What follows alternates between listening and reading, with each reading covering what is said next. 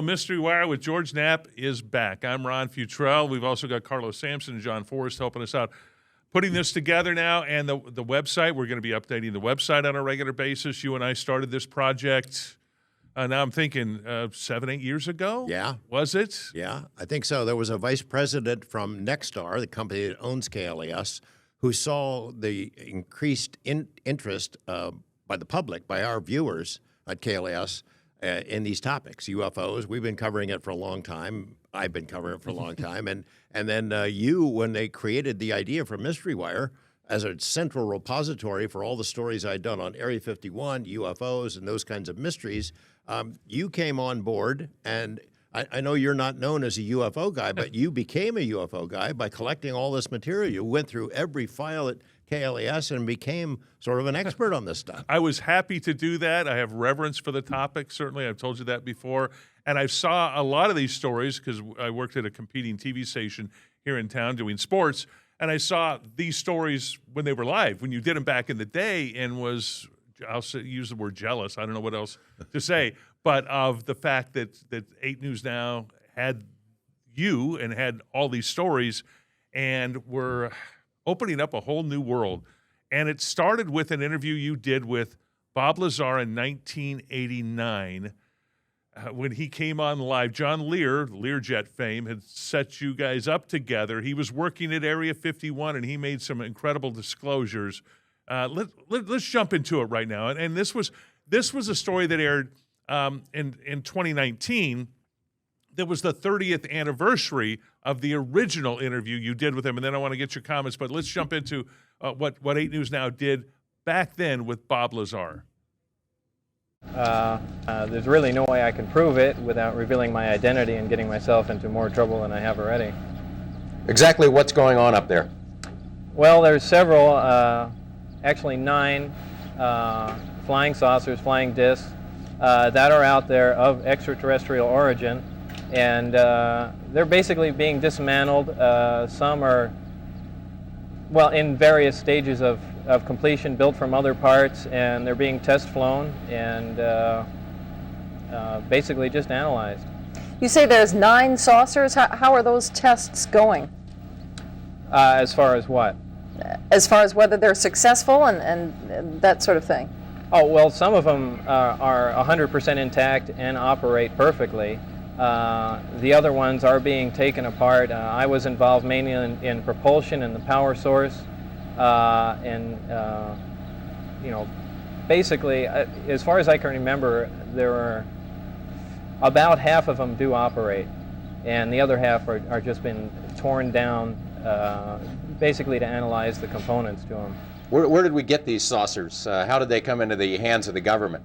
I haven't the slightest idea, and you have to understand the information is very compartmentalized. The interview had been set up at the last minute. Dennis, whose real name is Bob Lazar, met our news unit in front of the home of John Lear, put on a microphone, then sent shockwaves through UFO circles. Lazar recalls what was going through his mind at the time. It was a very frightening moment. It was certainly not a comfortable thing to do. Within days, the story of the Dennis interview had traveled around the world. Busloads of the saucer curious descended on the outskirts of Area 51. The little town of Rachel became a hub of ET enthusiasm, and the search was on for the true identity of the man in the shadows. Up until the very moment, I was wondering whether or not this was a good thing to do. And to be honest, I'm still not sure it was a good idea. When Lazar had told us he was concerned about getting into more trouble than he was already in, he was referring to this. Here's the night John Lear saw his first flying disc. 2 months before the Dennis interview, Lazar began taking a few friends out to the desert on Wednesday nights. They focused their attention not on Groom Lake, but in the direction of Papoose Lake, which is where Lazar said he worked, a facility he called S4. And sure enough, on each of 3 outings, the groups witnessed a glowing disc rise above Papoose, even though officially there has never been a base or facility there. How did he know? 3 decades later, the public is still fascinated with the story Lazar unleashed. I was, very worried at the time about repercussions, and of course had no idea that we would be talking about this 30 years down the road. Can we overstate the impact that interview had in 1989 that you did here at 8 News Now? It was an explosion. You know, I was co-anchoring with Paul Francis, the 5 o'clock news, and every day we'd have this 5-minute live interview, and whoever the guest was supposed to be that day, they bailed on us. And so I called John Lear, hey, about your scientist guy who works at Area 51, might he talk to us? Having no idea what had been going on in Lazar's life in the interim since I heard about him, and they arranged it. And suddenly this story comes spilling out. I didn't know exactly what he was going to say. Paula Francis had no idea. The news director didn't. I remember being pulled off the set. Bob Stoddall and our general manager called me into the office and said, what the hell was that? Is that real? I said, you know, I don't know. I mean, I guess we are going to have to find out. And so for the next 7.5, 8 months, I investigated Lazar and also the UFO topic in general. And I think his story certainly galvanized my attention, but also the fact that the government had clearly been lying to us for a really long time. It really ticked me off. And that's what sunk its claws into me, and here I still am. I didn't intend to be a UFO reporter the rest of my life, but, you know, here we are. Well, he used the name Dennis, which I understand was his superior's name. Right. And his boss there at Area 51, which I find sort of funny. But it set off, let's go here. I mean, Area 51, still to this day, you say that to people, they understand, they know what the mystique out there may not, well, we don't know everything, but they understand the mystique it was because of, that was ground zero. That was patient zero, if you will, at the beginning of all the Area 51 stuff, would you say? I mean, it was a very obscure base. On purpose, they kept it quiet. You know, they didn't want people to know what goes on out there in the middle of the desert. That's why they selected that spot, is because there weren't a lot of people around.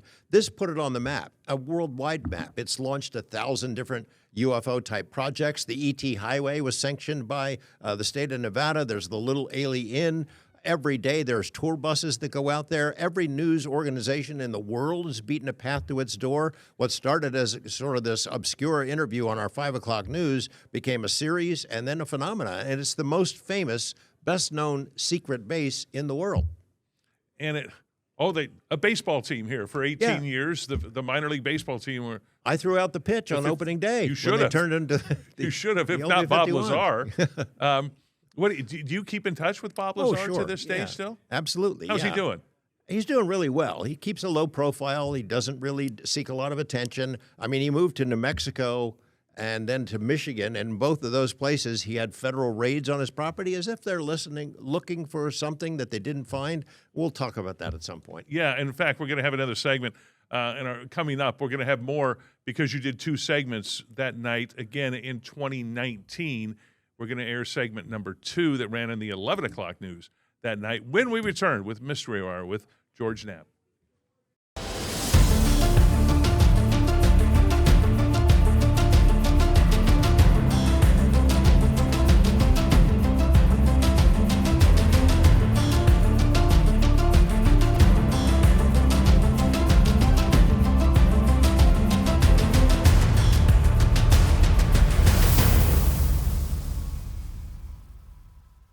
Oh, we are warning you, everybody. MysteryWire.com is now, with George Knapp, is now a TV show. So we have a lot to cover. Never is there enough time, but you've got more shows that we're going to have that you'll be able to check out on a regular basis. So let people know about it, what's going on. We talked a little bit about Bob Lazar last segment, so I want to jump right into, George, and get your thoughts on this. This was, again, part 2 of this series that you did on Bob Lazar. The dates, to let you know, is 1989 when you first did the interview with him, but this is the 30-year anniversary in 2019 on Bob Lazar and the effect and everything that has grown out of that first initial interview 35 years ago. Here we go. It's totally impossible. The propulsion system is a gravity propulsion system. The power source is an antimatter reactor. This technology does not exist at all. The claim sounded like Hollywood sci-fi. Months later, when his identity was revealed, Bob Lazar said he worked at a secret facility near Groom Lake, where alien technology was being reverse engineered, that is, taken apart to figure out how it worked and whether the Pentagon could duplicate it. This is the simple drawing he made at the time. Now, I had access and was permitted to view and look at the operation of this main level with the gravity amplifiers, and the level below. The premise seems less preposterous now. In a new documentary about Lazar, he describes in detail the spacecraft he worked on 30 years ago. The craft that I worked on, that when it's going to travel a long distance, that is how it operates. It flies along and it puts its belly to the target and then brings all the amplifiers to power, and it shoots off in that direction. It doesn't fly as it would in a science fiction movies. It flies with the belly, the bottom forward. If the description of a spacecraft tilting sounds familiar, take a look at the so-called gimbal UFO, a video released by the Pentagon in 2017. Naval pilots encountered a fleet of these unknown craft off the coast of Florida in 2015 and have since had dozens of similar encounters. The spike in UFO incidents prompted a recent policy change by the Navy, which announced it wants to encourage its pilots to report future incidents. Pentagon officials reluctantly admitted to the New York Times 17 months ago that the military has secretly studied UFO incidents, in part so it might figure out the technology. In the gimbal video, there's a mechanistic turn against the wind without deceleration. So we have a craft without rotors, without heat signatures, without plumes, without tail fins, and certainly no tail number, moving in a way that is counterintuitive to our own aeronautics. When Bob saw that, he came to the conclusion this has to be a gravity-propelled craft. It's rotated. That it does mimic exactly the propulsion system that Bob Lazar described. This story is extraordinary. Jeremy Corbell directed the Lazar documentary, but he also broke the story about another now famous UFO incident, the 2004 Tic Tac encounter. The Navy pilot who engaged the Tic Tac, Black Aces commander Dave Fravor, has said he doesn't believe the astonishing craft was made on Earth, that the propulsion might be anti-gravity. When Lazar was shown the Tic Tac video for the first time, it immediately reminded him of the Sport model, his name for the craft stashed in the desert. There's no question in my mind. I mean, I'm virtually certain that's the way the craft operated, and that uses close to or the exact same propulsion system. Former Pentagon intelligence officer Lou Elizondo was in charge of ATIP, the secret Pentagon study. He told us one goal of the project was to determine the physics of UFOs, how they can achieve the seemingly impossible. The military came to believe the craft relied on special metamaterials, stuff that can't be made with known technology. Lazar made similar claims decades ago and was ridiculed. Now the Pentagon is on the same page. Where the study of UFOs did not end in 1969 with Project Blue Book. In fact, that was a lie, and it is now an admitted lie by our own Pentagon. We are living in a world where it is understood that there are craft technologically advanced from unknown origin that are performing maneuvers that far exceed anything of human technology. This has been going on a long time, and our government has been studying it. George Knapp, 8 News Now.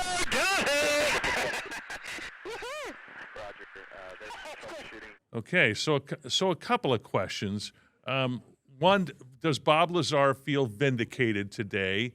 And what's going on today out at Area 51? Two big things to unpack right there. I think Bob probably does feel vindicated with so many people in prominent positions talking about not only UFOs being real and from somewhere else, non-human technology, but also admitting that we likely have samples of those craft being dismantled, reverse engineered by various, not only overseen by agencies, but it's mostly defense contractors doing the work. I'm sure it feels good to him. I'm not sure he would actually come out and say that. As for Area 51, it's still absolutely vital to national defense. It always has been. It's where you would test cutting-edge technology. And even though there are tens of thousands of people go out there every year just to see what's in the sky, they've figured a way around it, how to avoid Russian satellites spying on them, how to avoid the looky-loos with looking glasses. We just did a story about a month ago about a crash of an unknown craft, probably a drone, an advanced drone that's out there, and how quickly the Air Force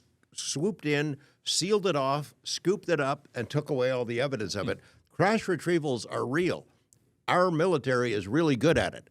if something crashed from out of the sky and we didn't know what it was, they would react very quickly and would pick it up. And we've seen it in real time now in just the last couple of weeks. You can go back to Roswell with that sort of stuff, and more recent ones. I've seen some of your stories that you've done on recent ones that have happened here nearby the valley. Vegas seems to be a great place for this because we got a lot of desert, first of all, wide open spaces. It is fascinating to live here and see the aircraft that we know of that flies over here. When you used to see stealth bombers, stealth fighters, the new experimental aircraft you'd see occasionally fly over the valley. Always fascinating me. I love aeronautics, so it fascinated me as it did you. I get reports of UFO sightings from Las Vegas and elsewhere in Nevada, dozens of them every week, hundreds of them from all over the world, thousands of emails almost every day. And so there's a lot of activity there that is unusual. And it was amazing that we started down this road of investigating UFOs, and Las Vegas became UFO Central. This became the beating heart of UFO investigations in the whole world, with the NIDS organization from Robert Bigelow and the OSAP program being run by the Defense Intelligence Agency. And I just happened to luck into knowing the key people involved in all that stuff. Yeah, I mean, it wasn't just you were here at the right place at the right time. It was that, but you fueled it as well, certainly, with your reporting and the credibility that you've had over the years to go, no, not everything out there is alien or a spacecraft, but to look at it with discretion to find out what is real and what is not. All this stuff that flows into us, and I'm telling you, hundreds of photos, videos every month I get from all over the world, and 98% of those, I don't report on them. You know, I'm not an expert. I'm not an image analysis expert at all, but I can tell a lot of things, what it looks like, and I wouldn't report it. The stuff I try to focus on are the cases that are determined by our U.S. military through advanced sensors. Hey, these are really strange, and they're not ours. So I try to focus on those. Well, and then you have the government trying to throw you off track with that's a whole other issue there with misinformation. To try to still do what do. they do. That's still underway. Okay. Yeah. When we come back, Skinwalker Ranch in Northeast Utah. I want to talk about that a little bit and preview some interviews we're having in subsequent shows with Dr. Jim Lukatsky. So stay tuned to Mystery Wire.